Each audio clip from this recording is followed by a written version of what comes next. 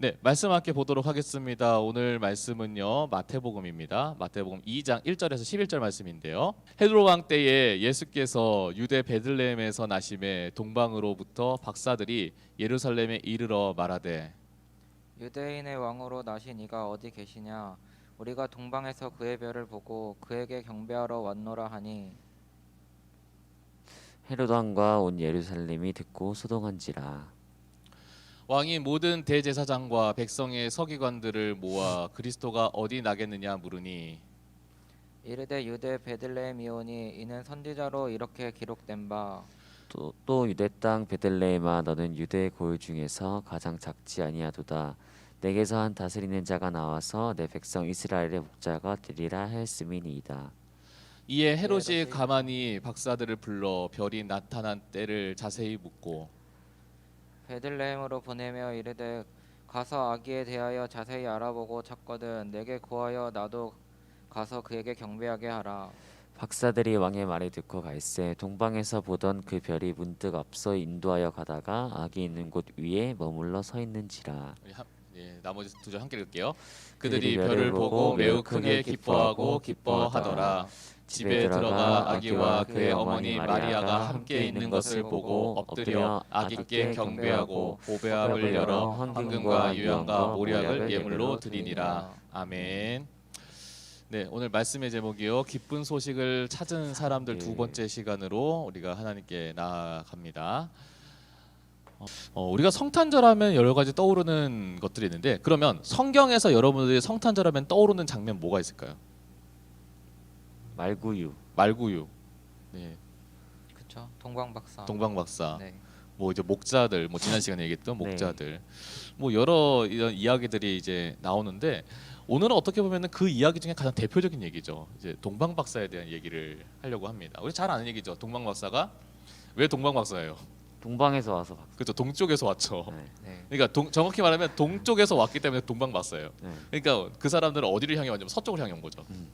그러니까 서쪽을 향해서 큰 별을 보고 그 별이 메시아 나심을 경배하기 위해서 우리가 왔고 그분들이 이제 황금과 유향과 모략을 이제 예수님께 바쳤다라고 하는 이야기를 아마 기억을 할 겁니다. 네.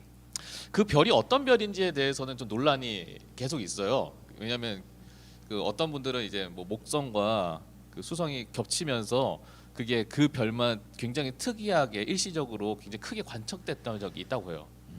이제 그래서 그걸 보면서 그게 이제 굉장히 중요한 징조라고 이제 그 천문학자들이 생각을 해서 그래서 이제 이제 동방박사들이 그 별을 보고 왔다라고 하는 그러한 설들을 얘기를 하는데 지난 시간에 그래서 그 현성 선생님이 저한테 질문했던 동방박사는 누구인가라고 하는데 사실 동방박사가 누구인지에 대해서는 성경에서는 정확하게 그리진 않은데 이제 동방박사라고 하는 그 이름이 이제 헬라어로 보면 막이라고 되어 있어요. 막.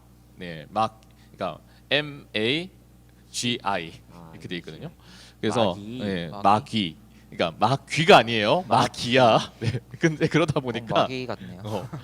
근데 이게 어떤 사람들은 그래서 이거를 뭐 그 헬라어로 그냥 원어로 풀면 이제 마고이라고 이제 이야기를 하는데 이제 이거를 이제 고대 이제 그 뭐죠? 점술사랑 이게 단어가 혼동이 돼가지고 그래서 그냥 점성가를 이 사람들이 이제 동방박사인가 이렇게 생각하는 사람이 있었대요.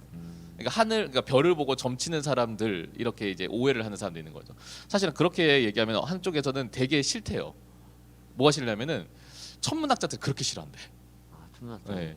원래 그러니까 그 페르시아에서 그 했던 사람들은 그런 점성가에서 별점을 치는 사람이 아니고 말 그대로 이제 별을 관측하고 별을 연구하는 사람들이라고 이제 강하게 주장을 하는 거죠. 사실 성경에서 그래서 별을 보고 점을 치는 사람이라고 하기보다는 이제 별을 연구하고 별을 관측했던 사람들로 우리가 얘기를 합니다. 그래서 동방 박사라고 얘기를 하죠. 어쨌든 이 사람들이 그러니까 그 별의 그 굉장히 큰 징조를 보고 나서 그래서 이제 동쪽에서 서쪽으로 온 거는 맞아요. 근데 그 동쪽에서 서쪽으로 오는 와중에 우리가 말씀을 보면은 알겠지만 그 별이 일시적으로 사라졌다는 거죠. 그러다 보니까 이 동방박사들은 어쨌든 그 별이 어디 위에 떠 있는지에 대해서 정확히 알 필요가 있었던 거예요. 그래서 계속해서 서쪽으로 가는데 동쪽에서 서쪽으로 가면서 이스라엘 땅, 유대 땅에서 가장 큰 도시가 어디였을까요? 그러니까 동쪽으로, 그러니까 그 동방박사들이 서쪽으로 오다 보니까 거기서 제일 큰 도시가 어디냐면 예루살렘인 거예요. 네. 근데 거기서도 찾을 수 없으니까 그 사람들이 누구에게 갔냐면은 헤롯에게 간 거예요. 그래서 그 말씀에 보니까 이 사람들이 온 것을 통해서 그 예루살렘이 소동한지라라고 나오는 거죠. 네, 뉴욕 그 신장 위구르 됐어요. 네, 틀렸어요. 네. 자, 그래서 동방 박사들이 헤롯을 만나고 헤롯을 통해서 이제 우리가 이대로 미가서에 나오는 예수님께서 베들레헴에 나신다라고 하는 소식을 듣게 되는 거죠. 네. 근데 우리가 재밌는 건 있어요. 그러면 동방 박사들이 베들레헴 가자마자 바로 예수님을 만났을까요? 아니요.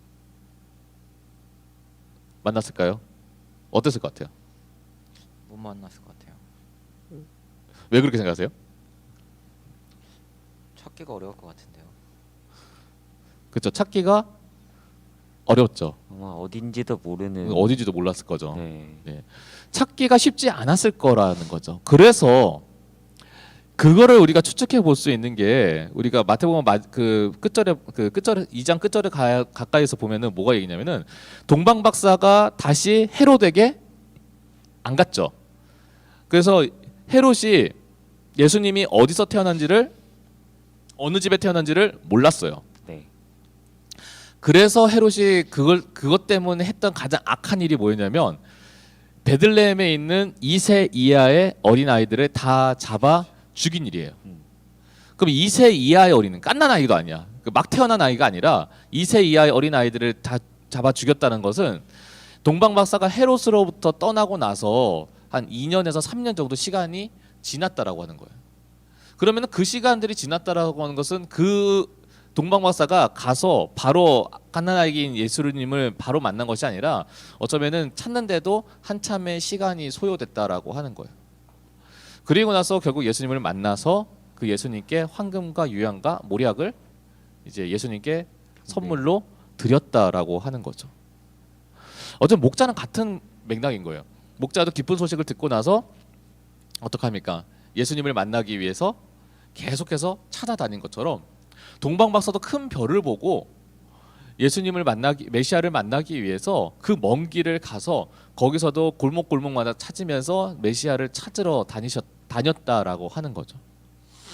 저는 오늘 이 말씀을 보면서 이 동방 박사를 보면서 사실은 목자랑은 좀 다른 맥락에서 좀 생각을 하게 돼요. 왜냐하면 목자들은요 어떤 사람들입니까? 유대인이에요. 하나님을 경배하는 사람들이었어요. 네. 정확히 말하면 우리가 예레미야에서 맥락에서 이 목자들은요 레갑 자손의 후손들이라고 얘기를 해요. 그 레갑 자손들은 어떤 사람이냐면은 그 경건하게 그들의 가문의 전통성을 이어갔던 사람들로 얘기를 합니다. 그래서 이 목자들이라고 나와 있지만 사실은 이 목자들은 이제 그 이스라엘 그 당시 유대 땅 가운데에 하나님께 경배하는 경건한 사람들의 그 가문이었던 거죠. 그래서 그 사람들에게 메시아의 탄생을 천사가 알려주고 그걸 통해서 하나님께 경배했다라고 하는 그러한 해석으로 많은 성경학자들이 얘기를 해요. 그런데 이 동방 박사들은 어떤 사람이냐면 아예 복음도 모르고 말씀도 모르고 율법도 모르고 하나님의 말씀이 무엇인지 전혀 들은 바 없는 사람들이에요. 근데 그 사람들이 단지 뭐만 보고 별만 보고 메시아를 만나기 위해서 그 먼 길을 간 거예요. 그 먼 길을 가고 그렇게 오랜 시간 동안 자신들이 그렇게 내려놓으면서 메시아를 만나기 위해서 그것도 메시아를 만나서 한 거라고 하는 거는 단 하나, 황금과 유향과 모략 선물로 드린 거 말고는 한 게 없어요. 그거 하나 하려고 그 사람들은 그 오랜 시간 동안 그 먼 긴 여행을 한 거예요. 어쩌면 이 사람들은 아예 복음의 복자도 모르는 사람들, 하나님의 말씀의 말자도 모르는 사람들인데 그 사람들이 메시아를 만나기 위해서 왔다라고 하는 거는 지금도 이 땅 가운데서는 복음과 진리를 갈구하고 그리워하고 필요로 하는 사람들이 그거를 채우기 위해서 헤매고 있더라고 하는 겁니다. 여러분 교회 다니라고 하는 말 쉽게 못할 것 같죠? 쉽게 요즘 돼요? 예수님 믿으세요라고 하는 얘기? 저는 교회, 그러니까 수업 오시는 분들한테 교회 안 다니시는 분들은 네. 이제 사실 뭐 제가 뭐 구원의 확신이 확실히 있는 편은 아니라서 그냥 우리 천국을 가든 지옥을 가든 같은 곳에서 만났으면 좋겠다. 그러면은 저는 제 종교를 바꿀 수 없으니 하나님을 믿어보면 어떻겠느냐 이렇게 말을 보통 해요. 어쨌든 지옥은 아니었으면 좋겠네요. 같이 만나는 곳이. 네. 네. 네. 또 제가 교회 가라고 요즘은 교회 가라고 하면 다 그 경기를 일으키죠. 교회 네. 예수님을 믿으세요라고 하면 자, 최근에 예수님 믿으세요라고 전한 적 있어요? 아니요, 그 입 밖으로도 못 보내겠던데요. 요즘에는 그렇죠. 요즘 네. 상황이 그렇죠. 예수님 믿으세요라고 하면은 뭐야 이렇게 볼 수도 있는. 담대하게 나아가야 되는데 요즘 상황일수록 근데 그게 잘 안 되는 게 인간의 나약함인 걸 한 번 더 느끼게 되더라고요. 네, 저는 진짜. 제가 저기 코로나 전에 작년에 네, 이제 그 노방전도 할 때 네, 네. 병변을 당했거든요. 어, 진짜 전도지를 해가지고 어르신 이거 한번 그 이제 예수님 믿고 천국하세요 아니야. 어르신 이 전도지 한번 보시겠어요라고 이제 줬는데 거기에 이제 교회 이렇게 딱 붙어 있으니까 이분이 그걸 보자마자 교회가 와 이러면서 막 화를 내시는 거. 그래서 뭐 노란 머리에 꼬부랑쟁이 믿어서 어쩌자는 거야 말해서 그렇게 하는데 저는 그분과 한 번도 그 전에 만난 적 일면식 없는 분인데 그분은 저를 보고 나도 화를 내시더라고요. 그러니까 그분한테도 이제 이게 이제는 점점 이게 이제 젊은 사람들하고 이제 어르신들한테도 이제 복음을 전하는 게 이제 쉽지 않은 시대가 되었구나. 사실 이제 가까이 있는 사람들 중에 이제 안 믿는 사람들한테 이제 복음을 전하려고 이제 계속 이야기를 합니다. 한번 교회 좀 오시죠. 저희 집 바로 이제 밑에 사시는 분들도 이제 교회 안 다니시는 분들 계시니까 네. 이제 얘기를 해서 한번 교회 나오세요라고 이제 전해요. 근데 근데 이제 그게 그들 가운데 안 와닿는 경우들이 많은 거예요. 그런데 안 와닿는 경우가 많다고 하더라도 그 사람들 마음 가운데 영적인 목마름이 아예 없지는 않다라고 하는 거죠. 여전히 목마름이 있어가지고 그 목마름 때문에 헤매는 사람들이 있고요, 찾는 사람도 있는 거예요. 제가 선교사님 이야기 중에 그런 이야기를 한 번 들은 적이 있어요. 그 이제 티벳 근처에서 이제 사역을 하시는 선교사님인데 그 선교사님이 이제 복음 이제 전도제를 이제 막 나눠주고 이제 그래도 그게 이제 복음을 전하는 거죠. 그분도. 근데 한 번은 이제 그렇게 이제 몇 년 동안 사역을 하다가 하루는 저쪽에서 이제 승려들이 막 우르르 몰려오는 거예요. 승려요? 승려들이. 근데 승려들도 정말 그 빡세다고 하는 라마승이 한 열댓 명이 막 우르르 막 몰려와가지고는 뭘 하나 들고 온 거야. 그 뭐냐면 자기가 나눠준 전도지야. 또 들고 와가지고 이제 그걸 딱 내밀면서 이분들이 뭐라고 했냐면은 이 전도지에 나온 내용이 뭐냐, 이걸 나한테 우리에게 자세히 설명해 달라라고 하는 것들. 근데 그 전도지에 나오는 내용을 이제 그래서 이 선교사님이 쭉 이제 복음에 대해서 설명을 한 거죠. 근데 그 설명의 이야기를 듣고 나서 이 라마승들이 이제 예수님을 영접했다라고 해요. 근데 이런 비슷한 얘기는 베트남에도 비슷하게 있어요. 그 극동 방송 있잖아요. 그래서 그 복음을 영어로 이제 라디오로 중파로 쏘는 그런 방송국들이 있어요. 근데 이제 중파로 쏘니까 이게 이제 멀리 가는 거야. 그러다 보니까 저기 이제 이제 한국에서 쏴도 이제 베이징에서 듣거나 아니면 그 더 멀리서도 듣고 하는 경우들이 있다는데 이제 그 베트남에 있는 어떤 부족은 이제 라디오로 이제 이제 세상 돌아가는 걸 듣는 그런 부족인데 이제 상간 부족인 거예요. 그러니까 이제 그러니까 사람들이랑은 도시 사람들이랑 소통할 일이 거의 없는 부족인 거죠. 근데 그 사람들이 이제 있는 거라고는 이제 세상 돌아가는 게 어떤지를 알기 위해서 보는 거라고는 이제 라디오밖에 없는 거죠. 근데 그 라디오에서 이제 극동방송 채널이 잡히고 거기서 이제 복음이 나오고 근데 거기 있는 사람들 그 복음을 듣고 나서 회심하기 시작한 거야. 그래서 실제로 선교사님이 들어가지도 않았는데 그 복음을 듣고 그 선교사님이 가보니까 그 마을 전체가 이제 라디오 하나 들으면서 거기서 이제 예배를 드리고 있더래요. 말이 안 통하지 않아요? 그러니까 근데 그러니까 그렇게 되는 거죠. 우리말로 방송에 나왔을 건데. 아니 우리말이 영어로. 아 영어로. 응. 아. 그래서 저는 그게 진짜 놀라웠던 게 그게 그 사람들 쉽게 말하면 진짜 그 사람들 비대면 예배 드린 거야. 그렇죠. 네, 물론 이제 뭐 사람들이 옹기종기 모여가지고 그 라디오 방송 하나에 이제 예배를 드리는 건데 네. 제가 그 얘기를 들으면서 아 그러니까 복음이라고 하는 것 자체가 힘이 없는 게 아니라 복음을 전하는 우리의 모습과 우리의 삶 자체가 힘이 없어서 전달이 안 되는 게 아닐까라는 생각이 들더라고요. 또 다르게 보면요, 지금 나는 예수님을 믿고 예수님을 안다라고 생각을 하지만요, 지금 우리 주변에 있는 사람들은요 그런 예수님이 누구신지도 모르고 그래서 내 삶의 치유자가 누구인지도 모르고 내 삶의 위로자가 누구인지 몰라가지고 계속 영적으로 뺑뺑 헤매고 있는 사람들인 거예요. 여전히 그 사람들도 2000년이나 지금이나 여전히 그 사람들의 영적인 목마름은 해결되지 않고요. 그래서 주님을 만나지 않고서는 계속 목말라 있을 수밖에 없는 거죠.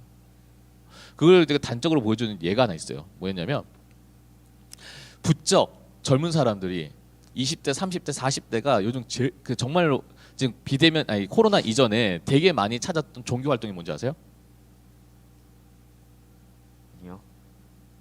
템플스테이예요. 템플스테이. 뭔지 아시죠? 네.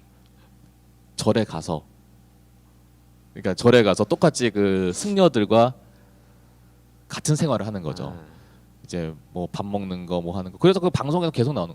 그 방송에 계속 노출되는 게 그걸 하라고 장려하기보다는 많이 가니까 그게 나오는 거예요. 근데 얼마나 그 사람들이 영적으로 힐링 받고 싶어서, 위로 받고 싶어서, 영적으로 체험 받고 싶어서 그렇게 해서 스스로가 절에 가가지고 승려로 삶을 경험을 하려고 하냐고요. 영적으로 궁핍한 게 갈급한 게 없다라고 하면은 그런 일 없을 거 아니에요. 근데 그들도 아는 거죠. 내가 아무리 공부를 많이 해봤자, 내가 아무리 돈을 많이 벌어봤자, 내가 갖고 싶은 거 사고 싶은 거 아무리 다 사고 누리려고 해봤자 그게 내 삶을 채우지 절대로 못한다는 걸 안다는 거죠. 지금이야 우리 중고등부 친구들 이제 공부해가지고 성적해가지고 부모님께 인정받고 좋은 대학 가는 거, 그것이 우리 인생 가운데 제일 중요하고 제일 필요로 하는 거라고 생각을 해요. 아니 때로는 내가 내 스트레스 받는 거 그거를 내가 해소하려고 내 여가로 내가 하고 싶은 거 하는 게 나한테 정말 중요한 힐링이라고 생각을 합니다. 그런데 그 힐링이라고 생각하는 그 모든 것들이 내가 거기에만 내 삶을 올인해봤자 내 삶에 남는 게 아무것도 없더라는 거죠. 이미 수많은 사람들이 그렇게 해서 좌절하고 실패하고 넘어진 거죠. 나는 아직까지 그거 경험하지 못했는데요. 아니요, 나는 그거 해보고 나서 그렇게 생각해 볼게요. 그렇게 생각할 수도 있어요. 근데 그렇게 생각할 때 그 삶의 끝에서 나에게 찾아오는 공허와 허무라고 하는 거는, 그거는 여러분들이 그 전에는 절대로 경험해보지 못했던 그런 가장 비극적인 감정이라고 하는 거를 여러분이 꼭 기억하셔야 돼요. 제가 여러분을 협박하는 게 아니에요. 진짜로 협박하는 게 아니야. 제가 여러분 위해서 진짜 하는 얘기예요. 그래서 제가 여러분에게 부탁드리고 싶고 여러분이 이 말씀을 통해서 기억해야 되는 거는 동방 박사들이 왜 그 먼 곳까지 예수님을 만나려고 찾아왔냐는 거죠. 그들이 그 목마름 해결이 안 되니까 그 메시아를 만나기 위해서 그 메시아 만나겠다는 그 일념 하나로 그 먼 여행을 한 것처럼 여러분이 주님 만나지 않고서는 여러분의 인생의 여정은 절대로 마침표를 찍을 수가 없어요. 오히려 계속해서 목마르고 갈급할 수밖에 없어요. 그래서 여러분 주님 만나야 됩니다. 그래서 예수님 만나야 돼요. 그래서 예수님을 찾아야 돼요. 예수님을 놓치지 않아야 돼요. 저 오늘 이 시간들이 그러한 시간으로 여러분이 만나시고, 그래서 우리가 이 대림절을 우리가 맞이하면서도, 우리가 그리고 성탄절을 준비하면서도 그냥 이 시간들이 그냥 매년 돌아오는 특별한 날, 마치 설날이나 추석처럼 교회에서 들어오는 명절 같은 날이 아니라 정말 여러분들이 우리 가운데 다시 오실 주님을 기다리면서 우리를 위해서 이 땅에 오신 주님을 생각하며 나아가시는 그런 저와 여러분이 되시기를 간절히 소망합니다. 아멘.